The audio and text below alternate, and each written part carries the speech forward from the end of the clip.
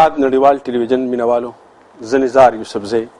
نن موږ په متحده عرب اماراتو کې شاعرانو، ادیبانو، د علم او هنر خاوندانو له بلنه ورکړې ده چې دلته راشي او ستاسو لپاره هم یو خوندوره مشاعره را جوړه کړې ده.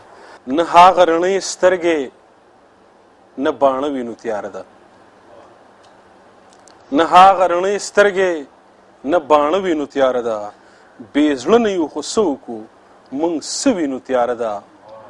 بس اورو چې په ښار کې د اسونو باچایي ده، بس اورو چې په ښار کې د اسونو باچایي ده، په سترګو نه اسونه نه سواره وینو تیاره ده. او په دې کوڅو کې هسې غوړېدلې سترګې ګرځو، په دې کوڅو کې هسې غوړېدلې سترګې ګرځو، د یار د بڼو سوري پکې نه وینو تیاره ده. او د هغه ځایه اخوا خو تیرې د لامکان دي، اجازه صاحب، د هغه ځایه اخوا خو تیرې د لامکان دي، در هغه ځایه هم سرڼا نه وینو تیاره ده. په دې شعرونو باندې خپل ډېر خوږ، ډېر ګران او ډېر ښه ملګري عبدالله شاه ژوندون نه بلنه ورکوم چې موږ په خپل کلام باندې ونمانځو. مننه.